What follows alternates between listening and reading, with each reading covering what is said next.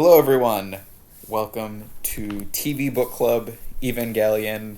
This week we are covering episodes 11 and 12. I'm your host, David, and I'm joined here, as always, by Josh. Always and possibly maybe forever in a dark apocalypse of the third impact. All right, let's run this. Yeah. Okay, yes. Get hyped. Let's go. I am hyped. These were two really good episodes this week. Yep. Compared to last week's episode. I liked one of the ones last week, I think. Yeah, well, that. Yeah. Last week was the dancing one, which was great. It's just Magma Diver, which was bad. Yes, but Magma Diver, it's been a week. How do you still feel about Magma Diver? It's been 2 weeks. If anything, I like Magma Diver less and less because every time it's okay, Einstein. I know Magma Diver wasn't very good. I'm sorry you had to watch that. Yeah, she doesn't like it either. Einstein's right. But my problem isn't just that it was like generally a weak episode. It was like the logical inconsistencies in it that like left me with questions that I shouldn't have watching Evangelion. There's like a minor one in here, but I noticed watching it the second time that there is a line to say, because there's a part in our first episode that we'll get to where the power is off and the Avas have to physically climb out of the launch shaft. And the first time I watched it, I was thinking, I was like, wait, how do they have enough battery life for this and to, fight and do everything? But then there is a line where they're like, oh, we've exhausted our battery packs and now we're on regular power. And I was like, oh, okay, there you go. You explained it. Not like how Shinji could dive into the lava stream with no protection to save Asuka, even though she's in this super heavy suit and be fine. Yeah. So there is the action battery, and then there's just, we need to move this machine battery. Yes. Speaking of batteries, this episode involves a blackout. Yes, episode 11, In Still Darkness, the day Tokyo 3 stood still. Great episode name. Great episode name. Both of them. I like both of them. I like the play on the day the earth stood still, and I like the actual title. Yeah. So this episode opens with Ritsuko talking to two other guys from NERV whose names I don't know. It's not that I don't remember them. Maya and Aoba. Yeah, I just don't know who they are. I've seen them around. And they're talking about how they don't have enough time with how much they work to do laundry, so they're all getting hit financially a little hard having to pay for people to do their laundry. And she's, running around doing errands. Oh, and she also runs into the other guy whose name I don't know. Fuitsuki. Yes, it's literally hit the point where it's like, it's not that I don't remember these people's names, I just never learned them. Because I referenced him in my notes for the next episode, too. It's just the guy with the gray hair. Jesus. How many times have you seen this show, Josh? I don't know. I think I'm just better at anime names than you. I get it. No, because I played the Yakuza. I'm 5 Yakuza games in, Josh. I know how to remember names. I'm just bad at names in general. Okay, that's fine. Okay. I understand your point. Continue on, sir, because they have to pay for laundry, and they're always busy. They are. And then we also get we always get a throwaway line about the Magi basically being the city council. Yes. Yeah, all the AI stuff is interesting. We also see a brief scene where Shinji is calling Gendo to tell him about parent-teacher conferences, and Gendo tells him off. He's like, why the fuck are you calling me? This is what Misato's there for. Don't ever call me about this again. Also, get off the line. Yes. Cut this line off. What? Cut this line off. And then right after that's when the power goes off. Another thing that happens when the power goes off is Kaji Misato gets stuck in an elevator. Yes. I wrote that. I said Misato and Kaji are stuck in an elevator and he's a scumbag. This is a great bottle episode for them. Let's hope it doesn't occur into a clip show or something like that.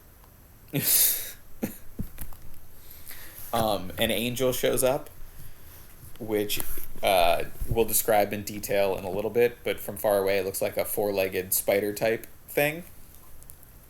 It just looks like a kid's imagination of like, oh, this is a monster. Here we go. And then it becomes something else. Yes. And Shinji, Asuka, and Rei are outside of Nerve when the blackout happens and realize they have to get into Nerve. So their part of this, most of their part of the story is them trying to get in. Asuka immediately taking charge because she's the best and has to do everything, and no one else can do it, and she promptly gets them lost. Yep. And they go through like a bunch of like weird like subtunnels and other weird things that I did not. Nerve is huge, and it also kind of reinforces the thing that we talked about earlier of just like this entire town is built for Nerve. Yes. And when Asuka gets them lost, she's like, it's this way, and they're like, but we're going back up. Why would it be up? And she brings them to a surface exit, and when they open the door, the angel slides by, and you see that its body is covered in eyeballs. Multicolored fucking eyeballs. Also, they're too close to the goddamn angel. Yes. And they do one of my favorite comedy bits of immediately closed door, it never saw me, gotta keep going. Yes. I really like the angels in both these episodes this week. This one's one of my favorite, especially when it does its secret ability that I did not know it had, and it's fucking gross. Oh my god, it looks so gross and terrifying. This might be my favorite great. angel, because I don't know. I love weird, crazy. I mean, we're getting in this. Give the same amount of love to my pyramid floating boy. I really like the pyramid with the giant drill, and I love the fucking noise it makes. Yes, I do really like the shiny pyramid with the big drill and the like rail cannon, but I like the Lovecraftian eyeball creepy ass monsters better than abstract shapes. I like the abstract shapes. I just like this one a little more.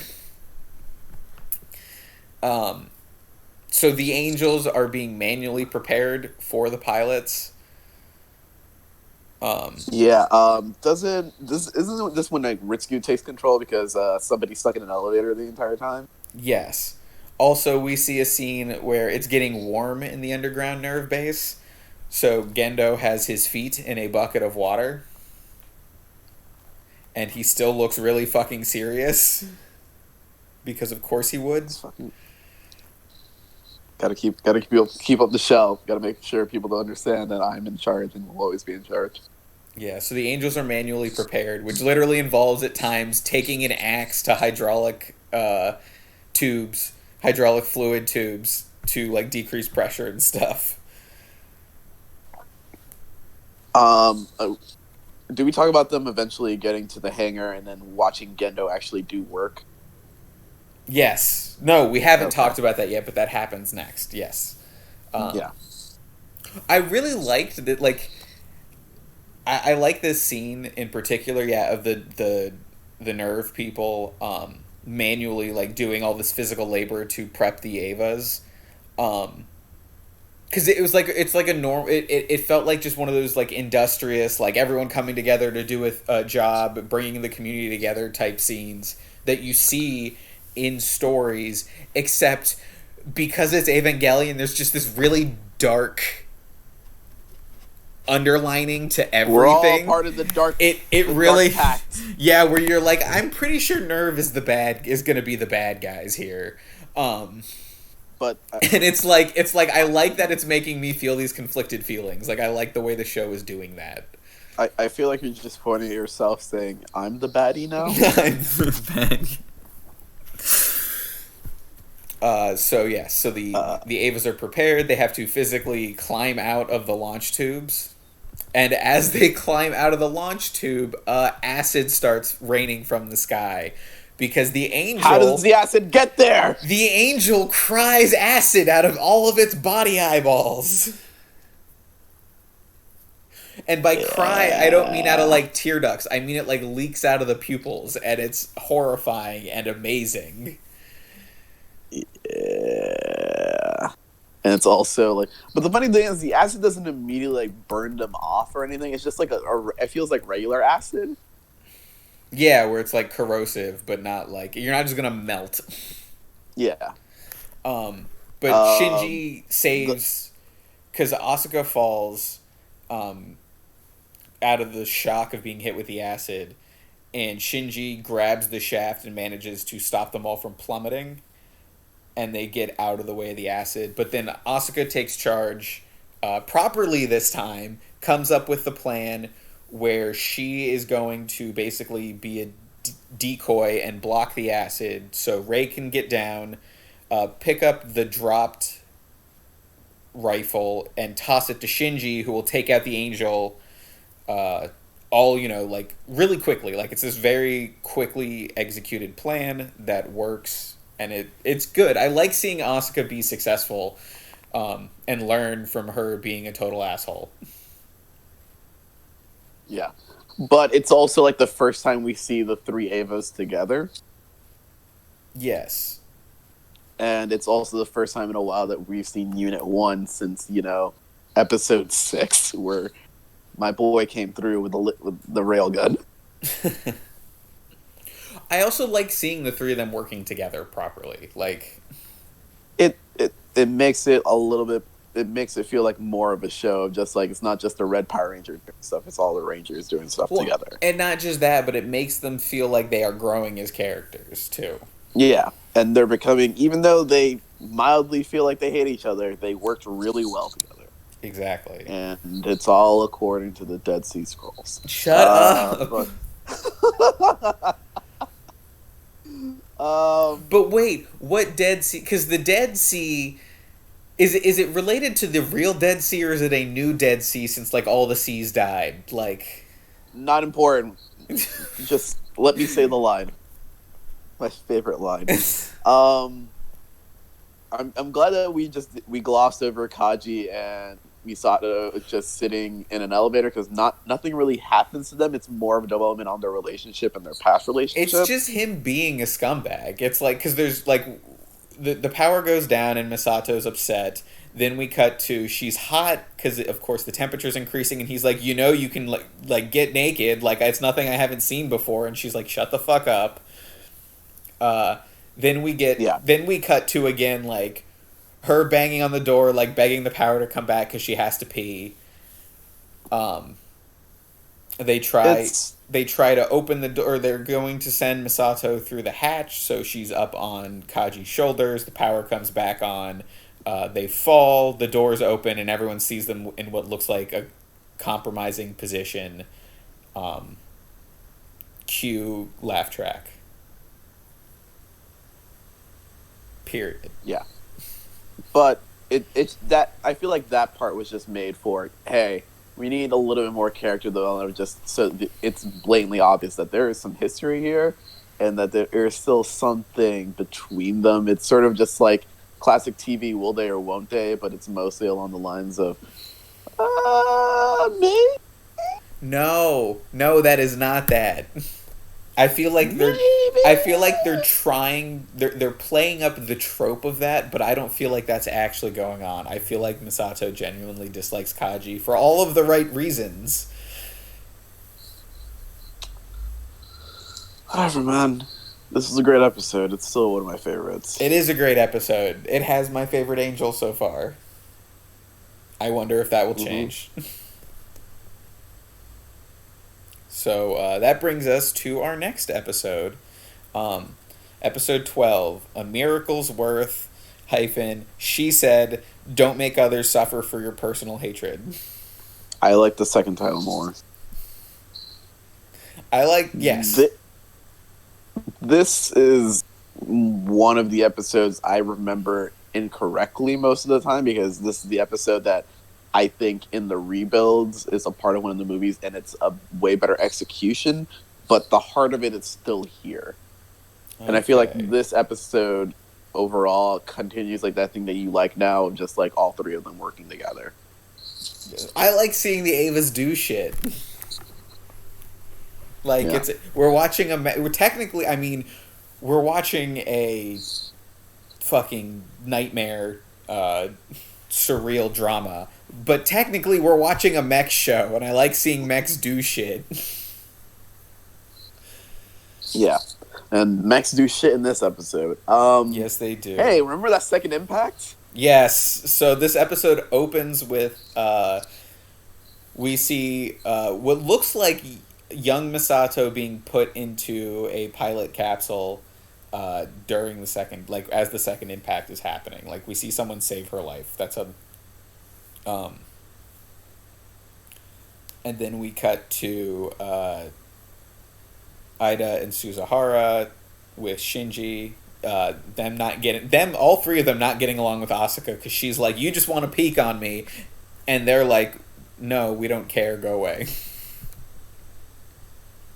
And they notice Misato has been promoted. Captain Tsukugarari! But she doesn't really say anything about the promotion. The person who knows, yeah, you talked about it, is Toji. No, it's not. Yeah, it is Toji. Yes. No, it's Kensuke, because Kensuke is the military kid. Sorry. Oh, yes. It's Ida. Ida notices. Yeah. I've remembered their last names. I just don't remember their first names. Exactly, Einstein. But he notices because he's full into the military stuff. But no, she doesn't really say anything about it. Yeah, well, and we find out that she's not really happy about the permit. Like, she doesn't really care. She's here to do something. She was already technically already in charge for the most part, but this is just the official. I am now officially in charge. Yeah, it's basically a formality. And she is in charge because Gendo and the who's the guy with the gray hair? Fuyutsuki. Yes. Fuyutsuki. Are on a ship convoy somewhere in like an orange ocean. It's weird how they just keep, disappearing to go do shit. I don't know, huh? I don't think it's that weird. I think they're disappearing to go do shit that we'll find out about what it is later. Also in their headquarters, Ritsuko is doing tests on everybody on their sync rates, and some of these sync rates getting pretty good up there. Yes, Shinji has gone up 8% in 10 days, which really pisses Asuka off, because she has to brag about how hers is higher, and Ritsuko puts her down, which was great. She says, yes, your sync rate is higher, but what Shinji has done in 10 days is incredible. And you need to respect him for that. Me? Yeah. But what about me? So we also get revealed that Asuka has a friend. Asuka has become friends with the class president, yes. Whose name I don't remember. The brown-haired girl. Hikari. They throw a party for Misato's promotion, and Asuka invites Kaji because she's in love with him. And Ritsuko shows up. Ray does not show up. Ray doesn't come. Ritsuko shows up with Kaji because they quote-unquote ran into each other.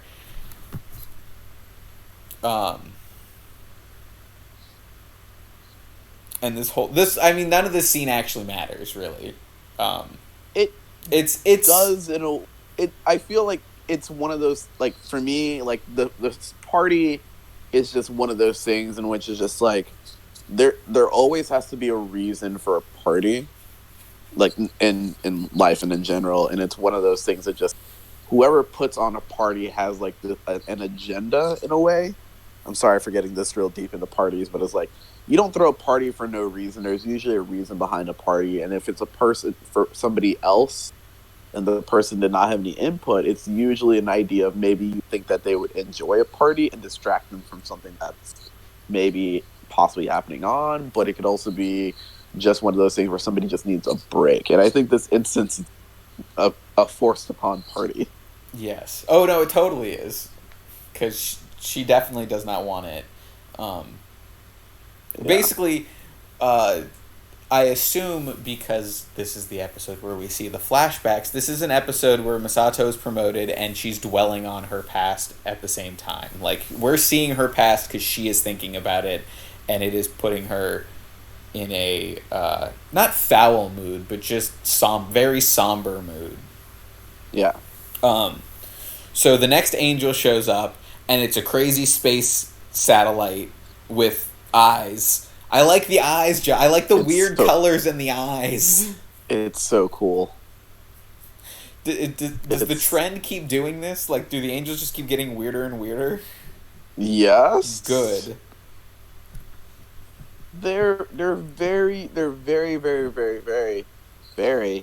They're very good at the like Ava designs as we continue forward. Yeah, man.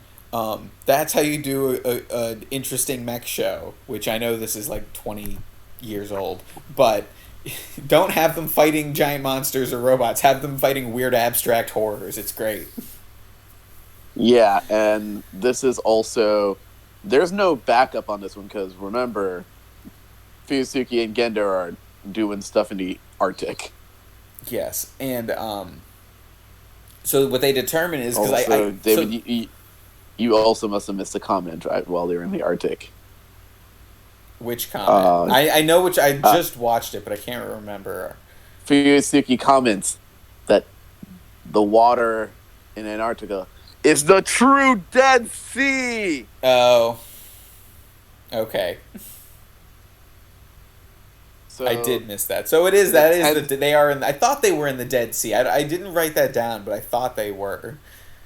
this is the 10th angel, Saquiel.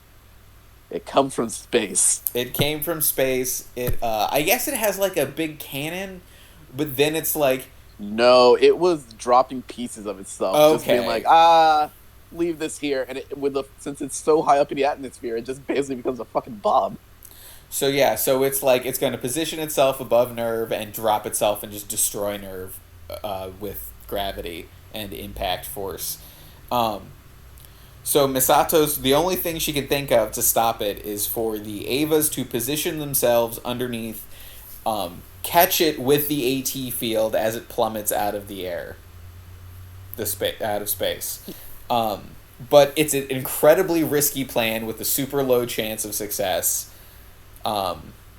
So basically, she's like, everyone who's not essential at Nerve can evacuate. Anyone that wants to stay can volunteer to do so. And she like gets the pilots to sign on board too, and she says she's gonna bribe them with a steak dinner. Every person just wants a steak dinner before they die, you know? Yeah, well, except for Rey because she's a vegetarian. Yep. Um. So, and then after explaining all of this to them, we flash back to the night of the party, which I guess there was one important thing. Because Shinji had asked her why she joined Nerve, and we flash back to after the party, like her talking to Shinji one-on-one later, where she's like, so I had a father who was completely absorbed into his research and work and ignored me and my mom. And then I wrote down, oh, and she's like, like your father, like Gendo, except I specifically made to write down, except he's not evil. So he's not that much like, he was obsessed like Gendo, but he's not evil. Yeah, but it's one of those things of its obsession is still a bad thing. Oh, no, it's still bad, but he's just like, Gendo's evil, Josh. No, I have no idea what you're talking about. Gendo is just doing his job. Sure. It's not like even though I know hints about the end, I can't see the subtext, or at times the text. Tomato.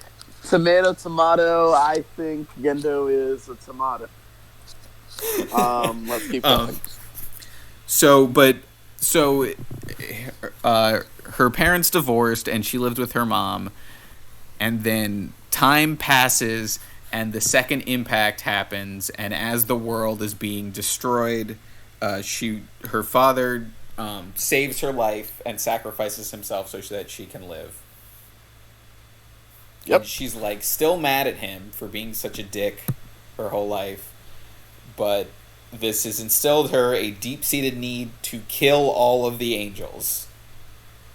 Well, she says destroy, which is an even more intense word than kill. Yeah, she's very much on the I have to. It's a revenge. She's purely about revenge. which elaborates on both titles. Mm-hmm. And they're both very fitting titles. That's one of the things I do like about Evangelion as well, is like, okay, here are the episode names. It's like, okay, that makes sense. That explains a lot. They're Or not like Mr. Robot and like some other shows in which it's just like this title makes kind of sense. where, But yeah, I don't kind know. of get it. Where it's like these, it's like, oh, you watch the episode and you're like, yep, that's what that was. Or they're like Magma Diver, where it's like, yeah, that's sure what it was. Nothing you can say about that, Chief. So the angel plummets out of space. Shinji catches it, and Rei and Asuka. Don't they? What? I thought they. Oh wait, he does do the like first stand. Yeah, and then they all come Shinji reach catches him. it first, and they all join him and stab it to death. Yeah. And then The stabbing part. Go ahead. The stabbing part for me is also because they add the tension once again of the batteries running out. Yes. Yeah, like that.